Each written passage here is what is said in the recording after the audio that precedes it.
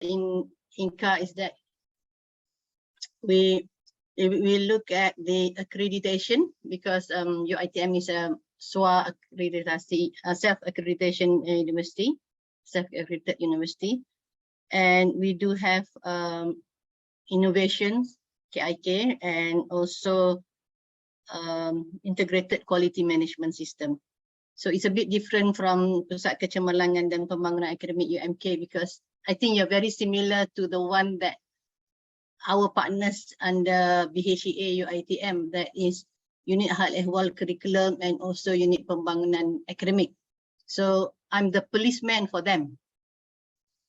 I check on what they are doing rather than go along with them. Okay, but anyway, since I'm given this topic, strategies and innovations, education for sustainable development. It is a very challenging topic to me, but particularly we'll be looking at SDG 4. So when you talk about strategies, this is a long-term. This reflects a long-term planning and long-term operation that we have to consider. So it needs some detail, what we call planning, and the operation will be more than 1 year. Okay, so what we can see, SDG, Sustainable Development Goals, also take a long time to be established. It looks based on the prior experience, which is Millennium Development Goals. Okay, Millennium Development Goals. Okay, now let me share with you my slide. Can you see my slide? Yes, ma'am. I want to do presentation. Is it a slideshow now? Yeah, okay. Okay, Sustainable Development Goals actually focuses on the 5 items here: people, planet, peace, partnership, and prosperity. But the most important is the people. When you have the people with the knowledge, then you can have others. So with these 17 Sustainable Development Goals, you can see that the focus is on, like, number 1 to number 5, definitely on the people, and part of 1 to 5 is the one that being given to me, that is quality education. Then this quality education definitely relates to people, human capital, which is very critical for driving and sustaining economic growth and transitioning to knowledge intensive activities across all economic sectors. So societies with a knowledgeable citizens will definitely lead to developed country. So this is the target, that we want to become developed country in the near future. So we need to focus on education, and we can see that education leads to better health. We realize that before we being diagnosed as probably diabetic, we do not bother about learning about what is diabetes all about. Then we learn, that becomes, then we educate ourselves with that. So education leads to better health. Education definitely drives sustainable growth, and education helps us to protect the planet. So we can see that now we have Green Nation effort by many universities and many organizations. Okay, so if you look at SDG 4, SDG 4 focuses on education and aims to ensure inclusive and equitable quality education and promote lifelong learning opportunities for all. Okay, so here we are referring to policy that provides equal access to all learners, all types of curriculum and program within an educational setting. So if we look at Malaysia, I think it is much inclusive and equitable education. So the quality is being taken care by the agency, okay, the Malaysian Qualifications Agency.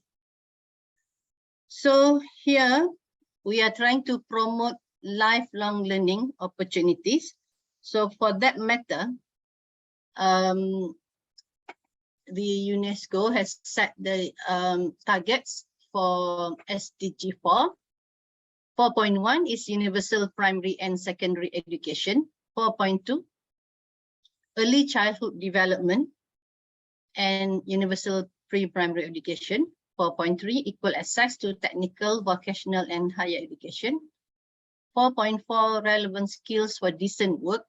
4.5, gender equality and inclusion. 4.6, universal youth literacy. 4.7, education for sustainable development and global citizenship. If you look at the 4.1 until 4.7, we can say that 4.1 and 4.2 is being taken care by the Ministry of Education. Okay, Ministry of Education. Then our role comes in 4.3, 4.4 and so on. 4.5, 4.6 and the 4.7 is actually beyond our scope. Probably for us is 4.3 and 4.4, but the most relevant is actually 4.3. So what we can see is that for the achievement, the Malaysia's achievement for 4.1 and 4.2, we can see that we are able to sustain this 4.1 and 4.2 because based on Sustainable Development Goals Indicators, Malaysia 2019, for the minimum level of reading and mathematics among the school children. So for the reading in 2016, it is 98.6%, while mathematics 99%. 2017, reading 98.3%, mathematics 98.8%. And 2018, 98% for reading and mathematics 98.6%. Okay, I didn't get the recent data for this. It's actually being highlighted by someone who wrote from UPSI that data in Malaysia is here and there. So it's not, we will not be getting data that actually answer to this SDG directly. So this is the research opportunity for us, actually. Research opportunity for us, the academician. We can actually set measurement according to what being highlighted by SDG 4. Because if you read the report by our Department of Statistics, Malaysian Department of Statistics, DOSM, in 1 year they report the different measurement. The following year they reported another measurement. So there's no consistency in the reporting. So how can you make decision to move further, to move for the future? So it is very important for us to have a good database. Then only we can use this as a reliable foundation for us to move forward. I think that's the first thing that the strategy comes in. The strategy that comes in when I look at this topic, then I was looking for data. It is very difficult to get the same measurement throughout the very many years, so that we can sort of like predict what could be what could happen in the future, and from there we should be able to make decision. So I can tell that it's here and there, then you have to mix and match, then you have to sort of move forward based on what we call Kecemerlangan data lah, what we can say, Kecemerlangan data. But then the report in the recent year, 2021, on the base of the children completing the primary school and secondary school, including the higher level of secondary. 2019, they have got 98% completion. 2020, 98.4%. 2021 is 99%. So this is a very a good achievement. We can say that we are able, the children are able to complete the schooling almost 100%, almost 100%. Okay. But then, even with this data, we cannot say that we are achieving SDG 4 targets, because okay, this is the Sustainable Goals Indicators from Malaysia, peratusan kanak-kanak dan remaja pada akhir sekolah rendah. We can see that achievement 98.6% overall, 98.3% and 98% for 2016.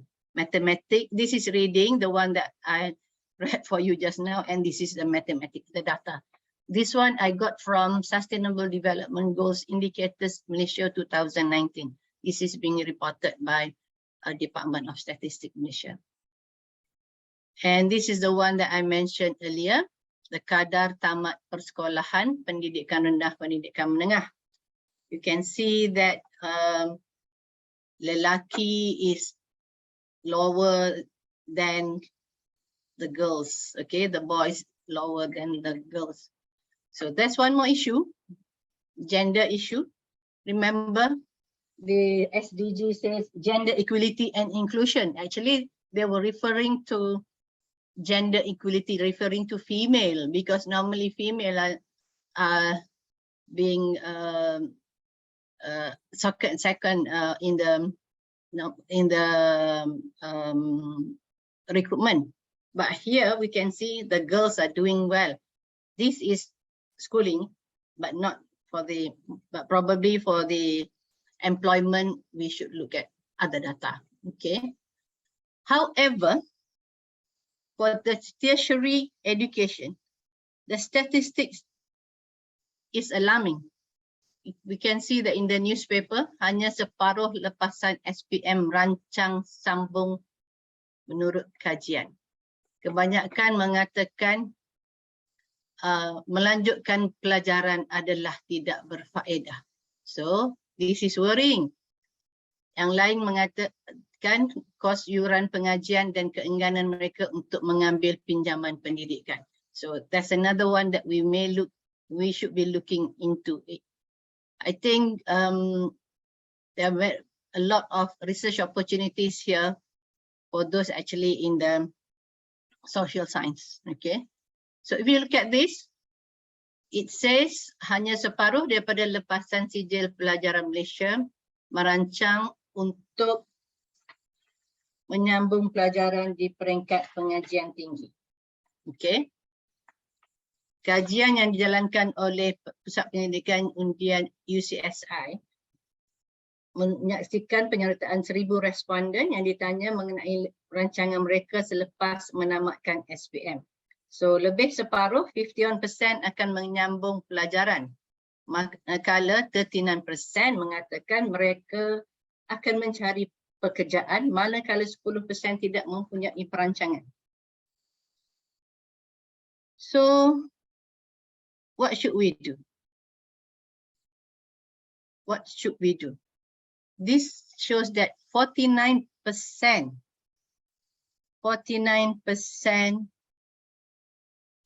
does not intend to pursue. So these are the people that we should worry about. The 51%, they know their way. They know the pathway that they want to choose. So if we want to become a developed nation, developed country, we should tap on this 39% and the 10%, so the 49%. how do we go about this? How do we go about this? When I read this is in fact in other newspapers as well. It's just that I so happened I found this on the Malaysia Now that I put here. Actually, it's being reported in the Utusan Malaysia and others. Okay, this is being supported by data February 2023, which I got from UNESCO monitoring. So it shows that gross enrollment ratio for tertiary education, this is for both female and male, okay. So since 2012, it is actually not exceeding 51%. Not exceeding 50%. In fact, it is reducing now from 2019 until 2021. This is the real issue that we should look into. So I know that many private institutions are actually worried about not getting students. For those in the public universities, which the students still come in. Remember just now they said they do not want to go in, they do not want to pursue because of the fees, and they do not want to take any loan for the education. So this is another thing that in our society, sorry, I have to mention, this is actually my personal opinion, my personal observation. The parents are quite reluctant to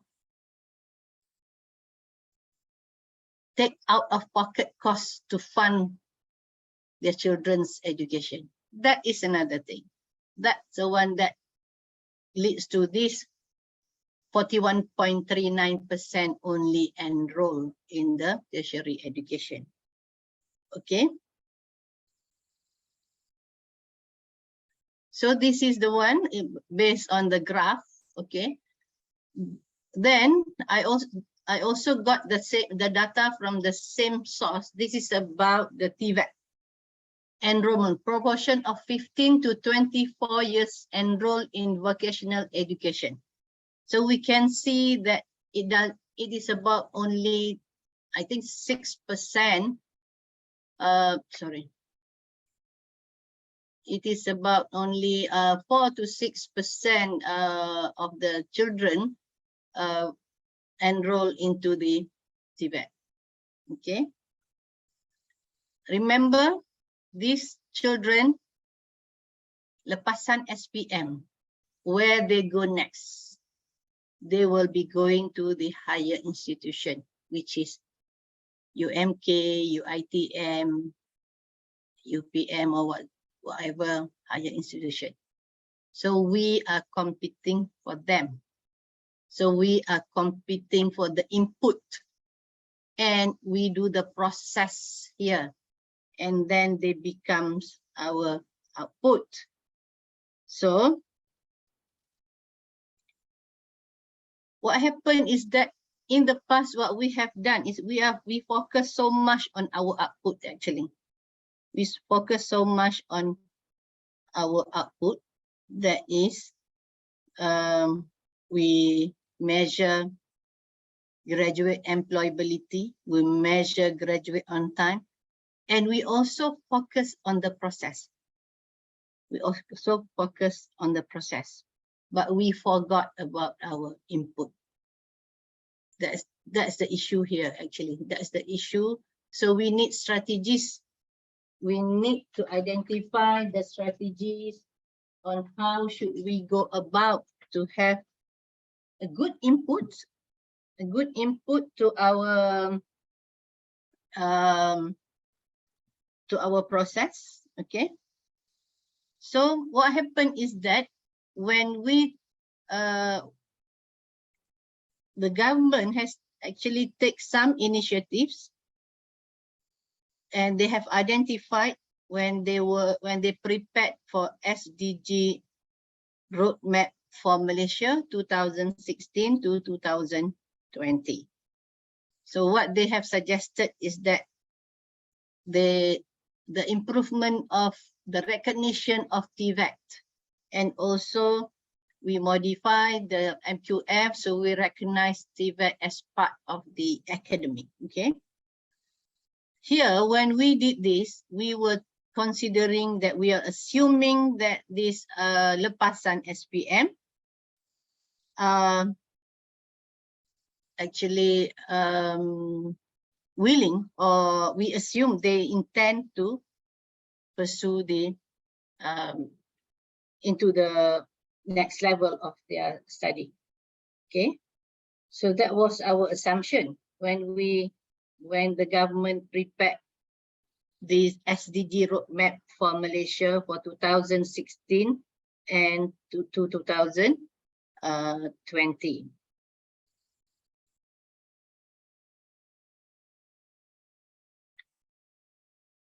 So we can see with that initiative, our second box and the third box is actually being taken care of. Okay. So one of the initiatives that being taken up is that MQA introduces accreditation of prior learning, prior experiential learning, APEL. But this APEL does not address the lepasan SPM. It does not address the lepasan SPM. It addresses those who are already in the employment and willing to improve themselves. Okay, so lepasan SPM does not have is not with experience. So how could they go in through the APEL? So one pathway is already gone for those lepasan SPM. So we need to consider how can we help this lepasan SPM without experience to come into higher education. Remember, we are targeting to have this developed nation. In fact, if we ask the children this lepasan SPM, sometimes they give you excuses. They give you excuses that gaji rendah. They need some flexibility in their working hours. They want to take care of their mental health. Tak nak stress. Tak naklah orang yang toxic ni. So this kind of excuses actually reflecting on the attitude of our young generations. This is now we have to tackle their attitudes. It reflects that their discipline is low. They cannot manage time. They are not able to socialize, communicate, and they are avoiding challenges. They are avoiding challenges. They prefer to become influencer. Kerja senang. But they did not realize that dengan SPM sahaja, kebolehan thinking ability at that point, without a formal process, they cannot go further. So what we can say here is that this kind of excuses is actually sangat berkait rapat dengan intelligence. Intelligence, kalau psychologist lah, I bukan psychologist, tapi they were saying intelligence quotient kan. This one kita dah measure dah in 4.1. You are able to do mathematics, you are able to do the reading and so on. But then emotional quotient and social quotient, adversity quotient, itu yang lacking dekat the new generation. Emotional quotient, ability to discipline yourself, that be on time, be responsible. Social quotient tadilah yang dia avoid to communicate, not able to do networking. I think you all would agree if we look at our children also, can they really communicate with others? I think they are not as good as when we were young, okay, when we were their age. And we can see that they are not willing to deal with uncertainty. They are not willing to deal with uncertainty. So when we talk all, when we look at this, how can we help them? How can we help the young generation? I can only say, this is just my suggestion, that is, first is that I think revisit our current programs. That is what we are doing now. What we are doing now. We do some revision, we do some adjustment to fulfill the TVET characteristics and so on. But we actually forgot about the issues that I have highlighted, because we look at the outcomes rather than the input. We actually ignore the inputs totally when we do our revision of our current programs. Probably we should come up with personalized learning pathways. Personalized learning pathways, which we can do through micro-credential. We can do through micro-credential, and we already have technology as the enabler. We have started using technology very much. And like today, I don't have to go to Kelantan, and we are able to talk to each other over the internet, using the internet. However, this micro-credential or personalized learning pathway, it needs a very thorough planning from both sides, that is the higher institution as well as the students. So we need to reach the students. We need to reach them.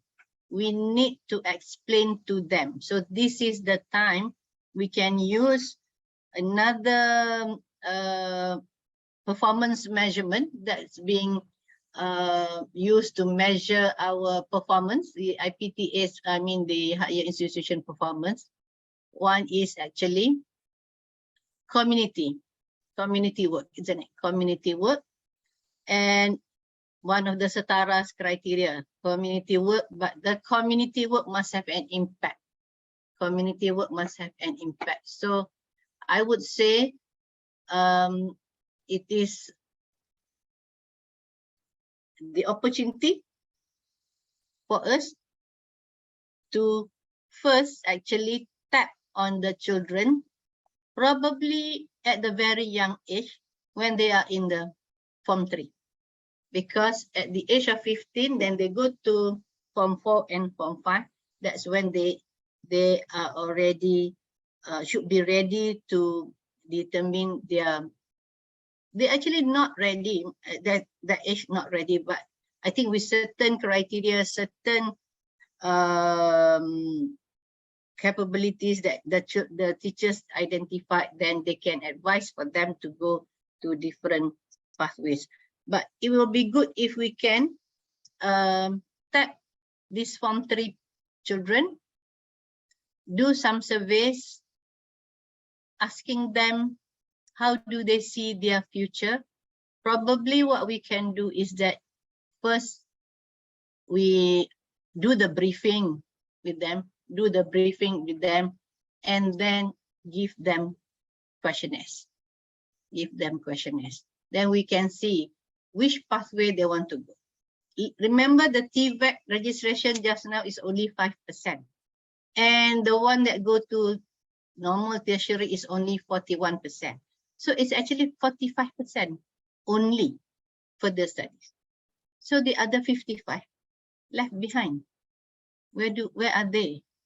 Okay, so it is good if we can tap from when they are in Form 3, then we can actually advise them where to go. There are many options, many opportunities for these children to further their studies. Okay, that's one thing we can do.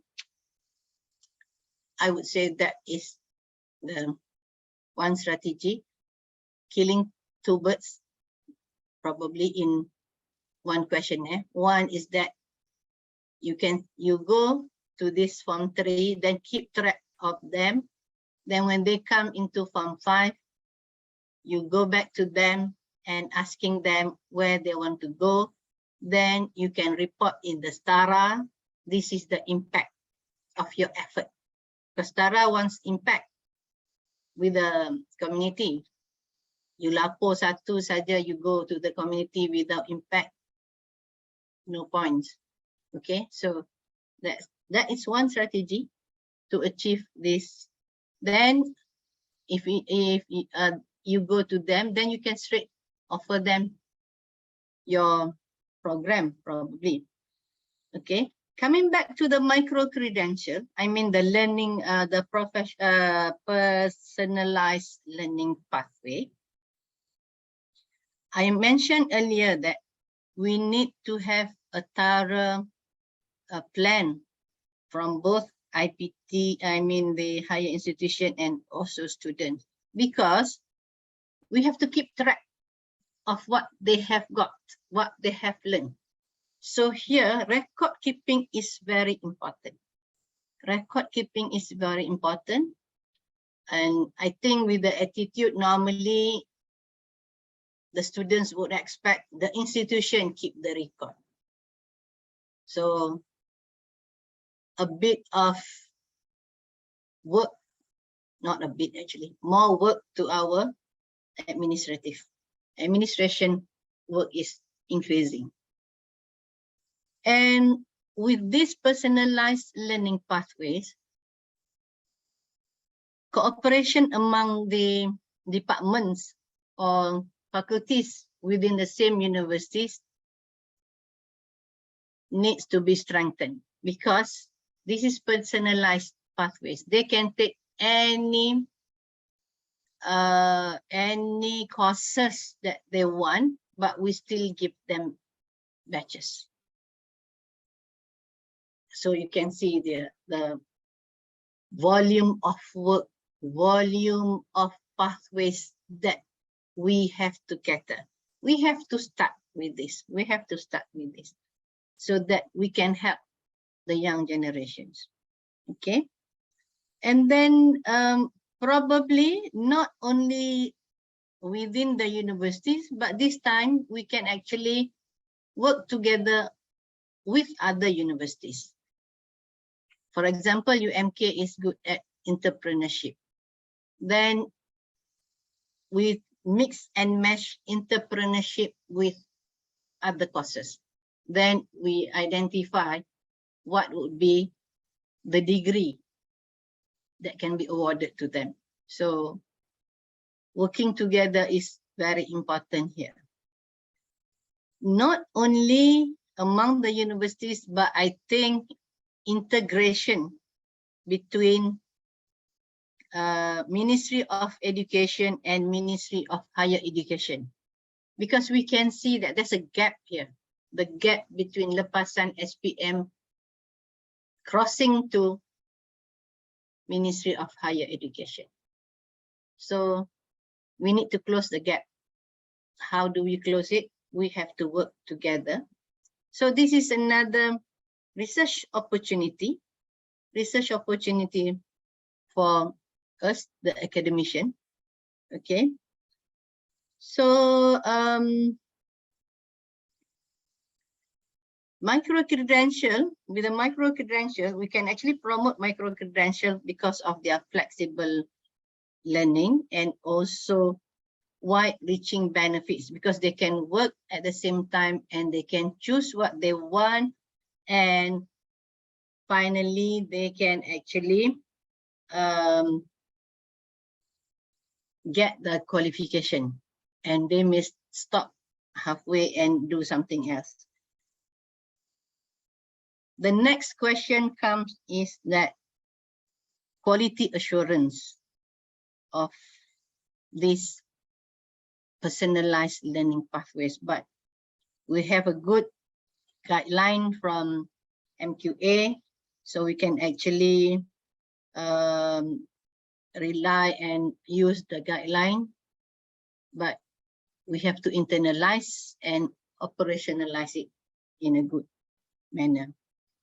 Okay, because sometimes there will be question, if we do micro-credentials online,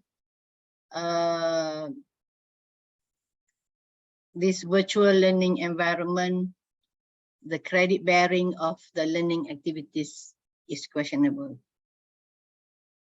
I have looked at micro-credentials that are being offered. I look at the list in MQA. It shows that 12,450 micro-credentials offered, but these are from private higher institutions. And what they did was that they took the program, the current program, and they put them into chunks, into few chunks, to come up with the final the same degree. But I think that does not address what we actually facing now. So we actually face something else. Actually, micro-credentials are not about put your current program into chunks. It's actually about how do we help the young ones to become educated and then get the right qualification. I think with that, I thank you all for listening. I hope it does give you some ideas about the strategies to actually I'm talking about the reality to the problem that I have highlighted. With that, I thank you. Thank you very much, Prof. Yes, I believe your insightful sharing just now, we have learned a lot from your insightful sharing just now. In fact, there are a lot of takeaways, especially in terms of research that we can embark into based on the data and statistics that you've just shared. So if we may move on to the Q&A session, is there any question from the participants? You feel free to share your question in the chat box, or you can just unmute your microphone and ask Prof directly. Actually, any sharing ideas is better. Yes, yeah, we'll share ideas. Question, sharing, feedback, sharing, yeah. Concerns, yes, regarding the implementation of SDG 4 from anyone? So any questions? Yes. Yes, Dr. Chun. I can't hear you clearly. We can't hear you clearly. No, Dr. Chun is muted. Oh. All right. Let me start, Prof. I do have, like, when I was listening to your sharing just now, that there is one thing that came to mind, especially when we talk about revisiting our curriculum. We've talked about now I think all the universities are moving towards revamping, updating the current curriculum. So if you may share, what is your opinion on the outcome-based education, since we are actually focusing on that outcome-based education? Do you think the outcome-based education ensure inclusivity or equitable quality education, or promote lifelong learning to all our students? Actually, outcome-based education is a very good concept that we focusing on promoting lifelong learning. What we can see is that the problem with us is that we do have program, okay? And then we have the graduates. We did not measure them after they have graduated. If we are able to measure their achievement properly, I'm sure we can actually report that they have learned one thing from our program, and also they have learned throughout their employment. Because if we look at the outcome-based education, there's a PEO, program education objectives, that we have to measure after their 3 years of graduation. So that is actually the combination that reflects on the lifelong learning and also their skills, okay, their skills that they have obtained. Okay. All right, Prof. We have one question from Dr. Hamad Shakir in the chat box. Let me read it for you. Prof, what is your opinion about our study fee? If it is clearly or being one of the reasons for SPM holder or parents stop sending their children to higher education? Actually, I think our fee is not that expensive. Because UiTM is not expensive at all, but I think other universities also is not that expensive. It's affordable. I think it's affordable by the parents, but sometimes that's why we have to actually conduct a study again to know whether that is the real reason for them not to pursue their studies. But one thing is that I have few friends who are teachers.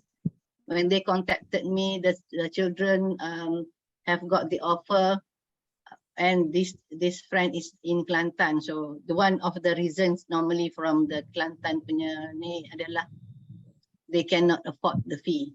Tapi I'm not sure whether betul they cannot afford the fee or it's just an excuse. Tapi yang beritahu tu cikgu-cikgu lah. So again, I think we need to do the profiling. If we have good profiling, then from there we can determine our direction. Perhaps the awareness and the importance of the quality education has not reached the marginalized or remote areas yet, Prof. So that's why we have, perhaps there is a gap. Yeah, that's a gap. So in some areas we do have institutions that are really, up to date, moving forward towards this, but then we have these people who are sort of like left out. Yeah. I think UMK has a lot to do being in Kelantan, kan? Banyak opportunity for you to do with the community. I'm sure you can do a lot.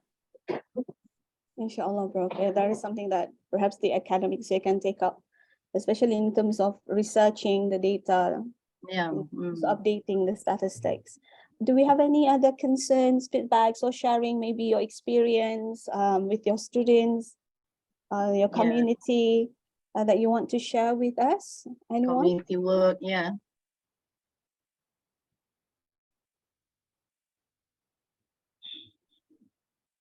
Yes, anyone? You can just unmute your microphone and talk. Yes, Dr. Chen. There's one question from there's one Nur Fazlirda. Assalamualaikum, Prof. Thank you for insightful sharing. I agree with you that most of students nowadays very lacking in terms of EQ, but we do have very good PEO and so on. Actually, what is lacking, Prof?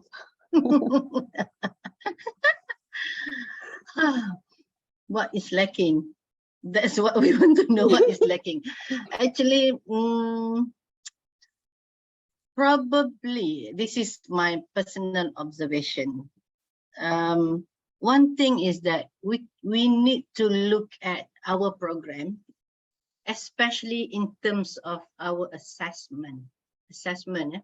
Because normally I'll be with Jawatan Kuasa Induk Quality University. Then we have this professor from education faculty who will always query about our assessment. It's not the type of assessment that we give to our students. It's the number of assessment. number of assessment that we give to our students sometimes make them robots. Because let's say if they're taking 5 courses, if 5 courses with 4 credit hours, then they have got 20 credit hours for 1 semester. These 5 courses, if they give 4 assessment, 4 multiplied by 5, that's 20 assignment or 20 assessment, so which take up their time. So they are good in the IQ because we give them assignment, but our assessment should also emphasize on EQ. For example, I'm not saying that what I'm doing is good. I will, when I give, when I have a course, then if I have group assignment, normally we have group assignment 1 or 2, more than normally 2. If it's 2 or more, what I did, I will ask them to form different group. Different group members. The reason being, I want them to mix with others, because I told the students, if you keep within one group, then your thinking, your values will be the same. You will never learn from others. This is what I normally do with my students. Change groups when they have 2 group assignment, because they will learn the way others think. They will learn the way others write. So we start from there. Otherwise, we will never encourage them to build on the EQ. I hope it does answer. Yeah, I do agree with you, Prof, regarding assessment as well. It's not about the types, but rather the number. Sometimes students are over assessed. Yes, yes. And we are not really sure. We don't really know that, because especially if students are taking different courses from different faculties, yeah. Yeah. So we don't really see that, but that is something that also need to be ironed out by the university. Yeah. How about the professional development of teachers or instructors, Prof? Do you think it's needed in order to promote, to ensure the SDG 4 will be achieved or implemented effectively? Oh, definitely. It goes both ways, the students as well as us. In fact, we should not think that we are already good. We should sort of learn from others how to cope with different types of students, different types of environment also. And I still learn from the young lecturers, because, you know, my time, it was like technology is not the main thing. So now I learn from others how to use it. In fact, I learn from the students to share, to use the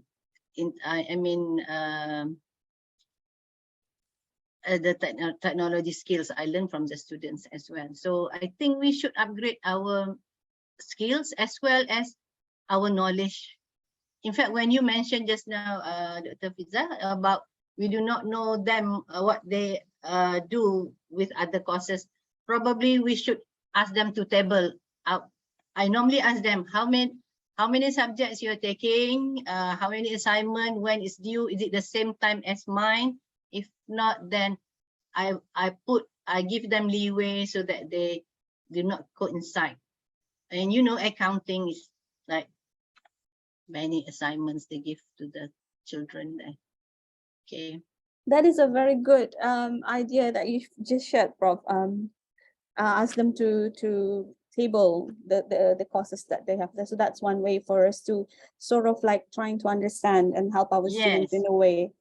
Yeah. So yeah, I hope that our academics can take these ideas, implement in your teaching and learning as well. We do have like about 6 minutes. If there is any question, yes, we have one from Dr. Safwan. Ooh. So in measuring the competency of our graduates, many are looking at the wages they earn. Is it aligned with the SDG aim? The implication is that many SPM takers no longer see the relevance of education. So what is essential for them is how fast they can make money. Our roles in correcting this view, Prof? That's from Dr. Safwan. In measuring the competency of our grades. Yeah, normally they actually look at wages they earn, because that is actually the basic thing when it's at their age. Right? So is it aligned with the SDG aim? SDG aim, one of the aim is actually decent work, isn't it? Decent work, and SDG 8, the SDG 8, decent work and economic growth. So the money does reflect the economic growth. The implication is that many SPM takers no longer see the relevance of education. What is essential for them is how fast they can make money. Yes, they are thinking about making money. Our roles in correcting these views, I think we have to work together with the schools, and probably we have to go to we have to do sharing session. Just a minute, I have the idea this morning, but I did not put in writing. You know, the old woman sometimes, this old lady forgetful already. We need to sort of go to them, reach them, probably after SPM, after their exam. We should have a program for them while they're waiting for their results. Okay, while they're waiting for their results, I think we should have a program like sharing session with them about it is important to have the qualification. Why is it important to have the qualification? It is a formal learning process about managing themselves, as well as about them seeing the future. For example, if they do not want to join, but they want to work, but they still have to understand financial literacy in the sense of like they do costing. Let's say if they do not want to pursue, but they want to make business, they still have to learn about costing, the cost, the profit they earn, and how do they record, so that when they want to go further for the business, they already have the record to show to the bank. Then they don't have to go to Along. That kind of, I think we have to do our part as community contribution, our contribution to the community. I think that could be one way. We must reach them. And the other one is about financial literacy. The other one is about themselves. I'm sure UMK has a lot of expertise in this you all entrepreneurship kan, so you can actually share with them the importance of financial literacy, being business owner, macam mana they have to carry themselves. I think this is a good opportunity for you to correct them. There's one more question from Dr. Chong. It's about online learning. So although there is advocate for online learning to give students freedom to choose and plan their learning experiences, however, from the past 2 years, MCO restrictions leading to online learning, when students came back to campus, they seem unable to catch up on the next level of the courses. Some even unable to communicate face-to-face, which is still very important in out profession. Perhaps when it is their choice, they would give more efforts on the courses. Is it us, the academic, not yet proficient with online teaching, or the students being new generation prefer quick and short info? What is your opinion, Prof? And also your opinion on having more online learning in the program. Okay, to answer the first question. Is it us, the academic, not yet proficient with online teaching, or the students being new generation prefers quick and short information? Actually, this is the tricky question. One is to blame the students, the other one is to say we are good, we are not good. Okay, one thing that I realized is that these students, definitely they prefer quick and short information, but then they don't realize that having quick and short information does not develop their critical thinking, does not develop their writing skills, does not develop their thinking skills actually. So it's not it's not that we are not proficient with online teaching. I think we manage, we are able to manage. Probably we have to sort of request them to open up the videos. Okay, at the moment I'm talking, I can see Fiza is online. I can see Fiza's face, but if it's during classes, I definitely ask the students to switch on the video. But one thing is that during the MCOs, they do not have proper internet connection. So I will give them excuse. I will excuse them for that.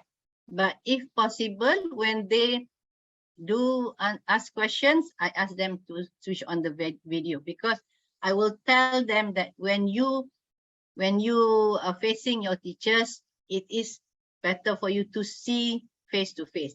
I agree with you. When they come back to campus, they are unable to catch with the next level of courses. In fact, the recent one, one of my students was saying he wants to remark the paper. I said, why? Because he thinks that he has done. I said, okay, let me be frank with you. Everybody's answer is not up to my expectation to get A. I said, but then I know, because they were used to copy and paste. I think during the MCO, they were not thinking. In fact, if you mark the paper, you will find that we can't even see their own, probably their own sentence. And they think they are good. They think they answered the questions. They don't realize it. They actually copy and give us, okay, this is what is available. You think and choose which one is the answer. That's to face with me. I do train them to do writing. That's my style. When I do teaching,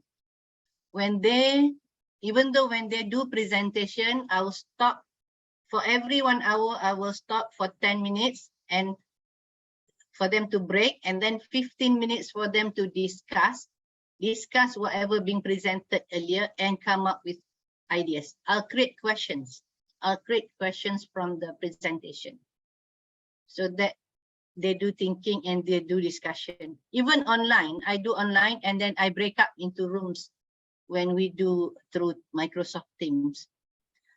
Having more online learning in the program, that one saves time, but other cues that we cannot develop, I think, like the social, the EQs and so on. I would prefer face-to-face.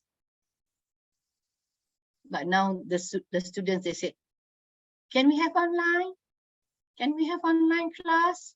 And this week, beginning tomorrow, we are supposed to have online class, because to allow them to travel balik kampung for Eid.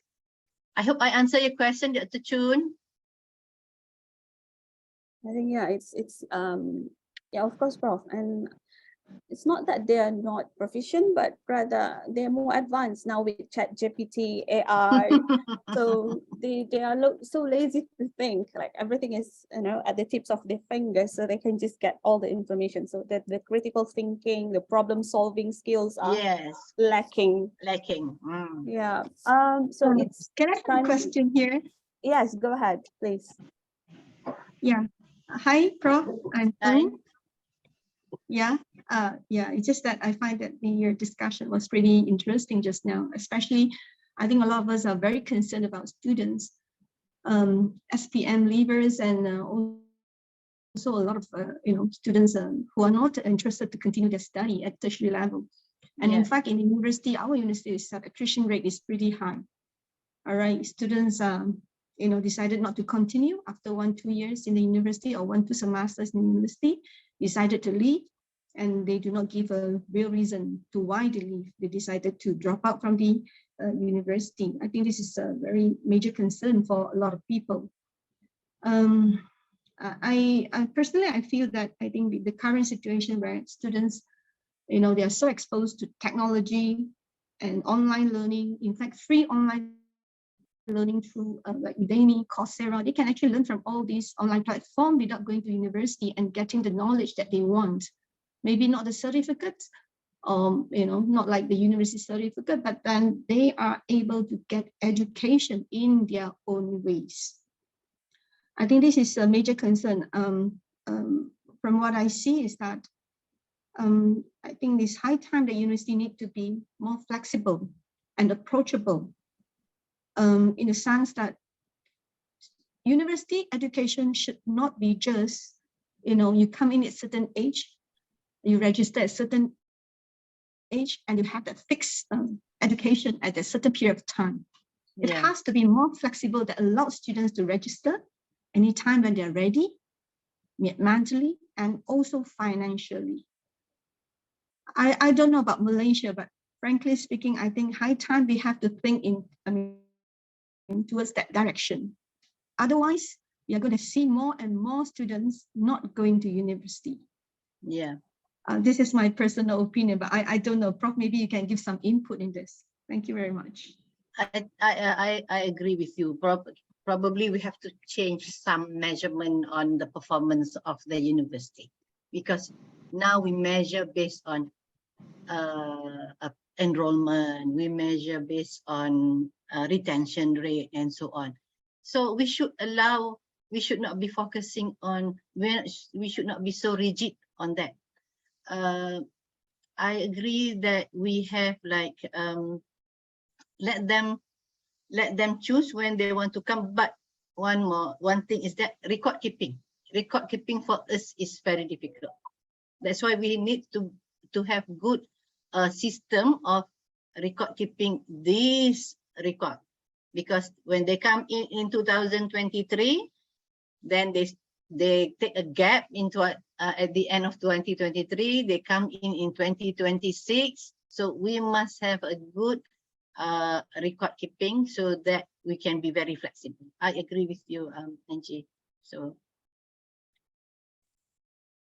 ChatGPT. ChatGPT. Yes, we must tell them the ChatGPT sometimes they are not reliable, because we have checked, like when they say something, it's like what they think only, not reliable source. So we must tell the students they should not rely 100% on that. They still have to check on the validity and so on. In fact, I think we should sort of like, when they are still in the young age, I mean, doing degree, we should also encourage them to do validity and reliability of the information. We must ask them to do that. Otherwise, they just go along with the copy and paste effort. Agree. All right, Prof. Yeah. It has been an hour with you. So sadly, unfortunately, I know there are so many questions that we want to ask, so many concerns that we want to share, but we have come to the end of our webinar today. Thank you so much, Prof, for answering the questions and sharing your insights. And this is actually a very important topic. So I think that we are honored to have you today as our speaker, sharing your ideas, sharing your insights, a lot of things, takeaways that our academics can embark into, especially in terms of research, looking at assessments, measurements, and also engagement with community and the use of technology. Before we sign out, can we take a group photo? So please turn on your camera so that I can screenshot this Zoom session. Yeah. Okay, is everyone ready? Right. Thank you everyone for the willingness to listen to me. All right, let me take this, let me screenshot this. So ready, 1, 2, 3, smile. I'll go to the second page. All right.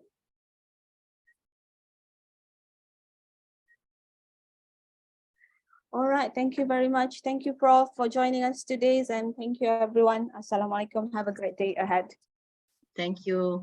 Assalamualaikum and Prof. selamat Hari Raya. Yes, selamat Hari Raya, Prof. Okay.